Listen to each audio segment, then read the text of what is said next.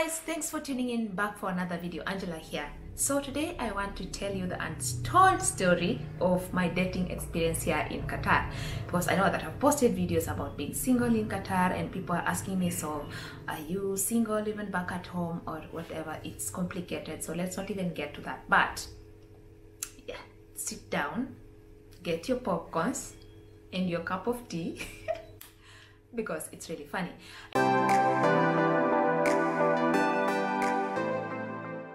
Anyway, so you already know that this is an Islamic country and it has very conservative customs, and you are not free to date like you would be in your own countries where you come from. In most countries, at least if you're not coming from an Islamic country, things are different out here. And I will tell you why shortly. So sometime last year, my boyfriend came to visit me here in Qatar, because initially I had applied for a visa to go and visit him, and you know how difficult it can be to get a visa, especially if you're carrying a passport maybe from African countries. It could be difficult. Maybe for some people it's easy, but for me it has been really difficult. You know, don't know how many countries like I have applied to go to. I have applied to go to Spain, denied. Okay, not when I'm here in Qatar, when I'm in Kenya, denied.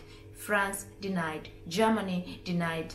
Then here in Qatar, I applied to go to the UK, denied, until I was like, this is wasting of my time and money. I'm just not going to put myself through that again. So I tried only once, and that was last year, early last year, and I've not tried again.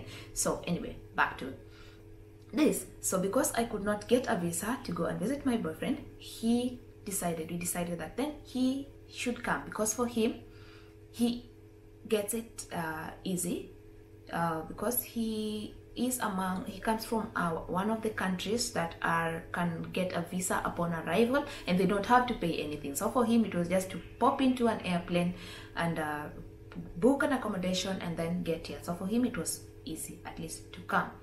And at the airport, he was only asked to show his return ticket, to show his accommodation that he had booked because he wanted to stay for a month, and to show his credit card that he had enough money to take him through the month or whatever period he wanted to stay here.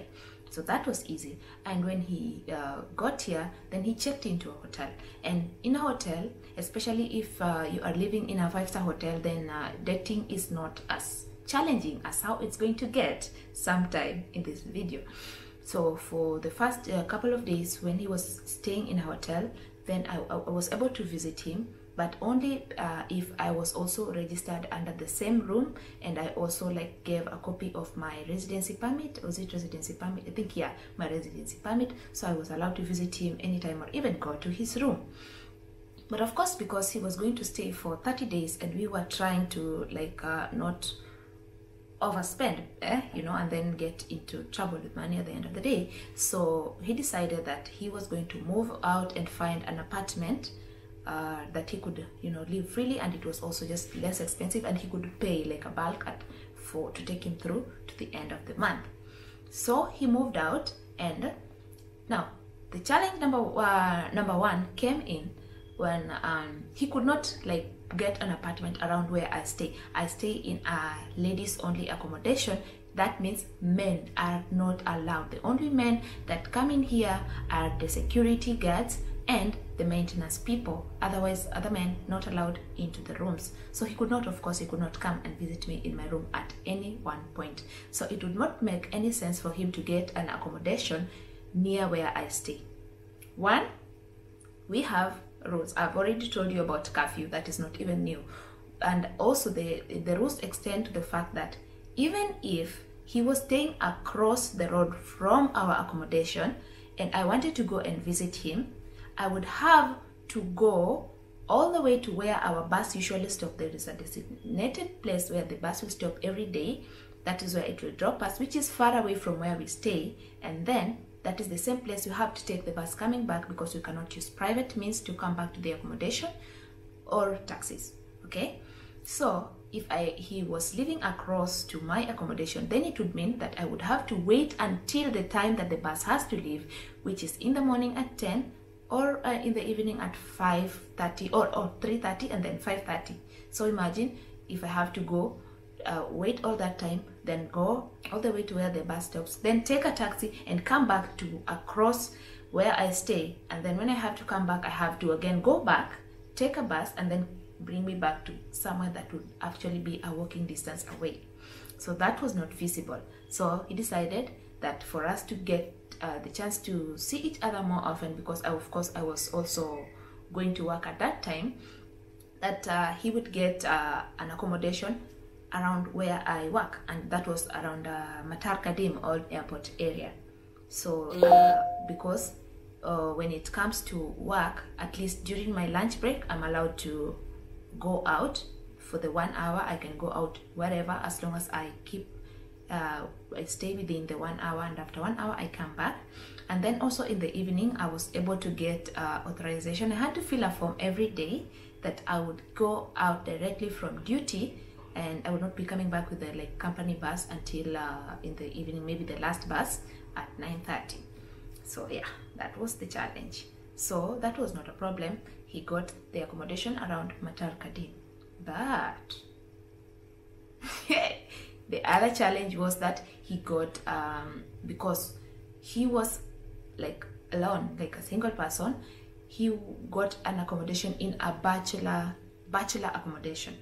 Bachelor accommodation is just like where I'm living, also like more or less like a bachelor accommodation, which means it was men only, ladies are not allowed, and we are dating. Okay, so I couldn't visit him at his accommodation, he couldn't visit me at my accommodation. We had already checked out of the hotel. So yeah, that was kind of tricky. But as he was moving out of the accommodation, at least I was allowed to go into his room and help him settle in and help him carry his luggage, and that was the last time I got to see his room. Okay, so at first, maybe during the first few days, because the caretaker was a Kenyan, I could be allowed at least into the compound, not in the house, just into the compound, and we would sit outside at the veranda, and we could chat, and we could eat our snacks from out there, and then later on we could just go out somewhere and have a nice time, maybe in a restaurant or whatever. Hey. So one day I think I went to collect something from him during my lunch break, because it was just a walking distance away from our office, maybe 5 minutes or at most 10 minutes. So when I was leaving, I think we hugged a minute too long. And somebody saw us. One of the residents saw us. And he didn't say anything at the time, but after I had left, he threatened this guy and said, "We are going to call the police on you if we ever see that girl here again." Hey! So from that time, I was not allowed to visit him anywhere close to where he stayed. Which means even getting a hug was a problem. And with that in mind, that somebody was threatening to call the police on us, we had to live in fear for the rest of the month. We were afraid of holding hands, we were afraid of hugging in public. Of course, kissing was just out of the picture, out of the topic at all. So that was our struggle. Like we just had to keep watching our back. Of course, every time we had to part, it was like, give us a hug, and then we hug very quickly, and then it just like looking side by side, like, okay, nobody is going to call the police on you. And I don't know, maybe we were paranoid. I don't know, you guys, your experience, do you get to just hug? Is it anything like, do you have to be afraid or anything? But for us, because somebody clearly said they will call the police because they saw us hugging, or maybe he slipped a tongue a little bit. It was just that serious. And for somebody who comes from Europe, that was a serious culture shock. Like, seriously, he still talks about it until today. Like, he can't believe how strict this place is, because from where he comes from, people can hug, people can do whatever, people can even make out in public, nobody cares. But that is different if you are living here, holding hands. Okay, sometimes we used to hold hands because you're dating, you know, so you find yourself just holding hands, and then when we remembered, we could just like stop. Yeah, so that was quite challenging, and we had to, and he kept complaining and complaining and complaining, and even though he had the chance to extend his stay for a month, he was just like, I am so over it, I'm so over with this place, I just want to go back home. And I'm like, oh, okay, fine, boy, go back. This is how we live here, this is just how it is, we just have to deal with it.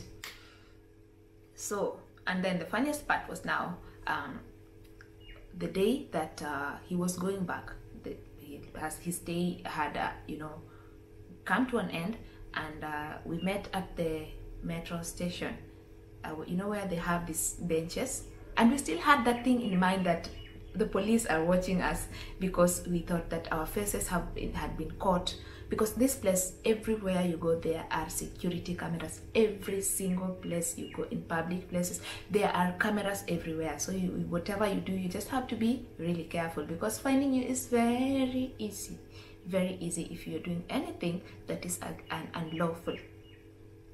Okay, so the day that we were going, we were seated at the metro, somewhere in Mgwelina metro station, where they have those two benches at the metro station. And then it so happened that as soon as we got there and we were seated, 3 policemen walked in and sat on the bench across to us, and they were just looking at us. And we were like, oh my God, this is the day. They know that he's going back and they are going to like arrest him or something. And was like, what have we done that is so wrong? So we just said, okay, we just need to stay calm, act cool.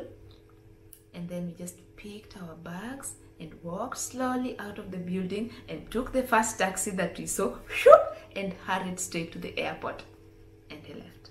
So guys, that is my experience in dating in Qatar. It was not easy. I hear people talking of a dry spell, maybe because the resources are not available, but imagine a situation where the resources are available but inaccessible. Which is just really quite, it was quite funny. And I just thought to share this with you because I saw somebody had put a comment on YouTube, I think yesterday, that I should share my 5 biggest challenges living in Qatar and what I hate most about Qatar. And this video is not all about that, but that got me thinking about this, and I thought, okay, let me share with you guys how hard it is to date here, at least from my experience. I know maybe you could be having a very different experience, which I'd love to hear, but for me, that was my experience, and it was just really awful. So thank you guys for watching, and remember to subscribe to this channel if you haven't. Videos nowadays, I post videos every day as the spirit moves. And right now I'm getting ready to go for church. So have yourself a wonderful weekend, because for us it's Friday. This is when the weekend starts, Friday and Saturday. So enjoy your weekend, and I love you guys. And remember to like this video, share, so that people know that, hey, they are privileged if they are out there and they can date freely. Share this video, like, comment, subscribe, all that good stuff, and bye. See you on the next video.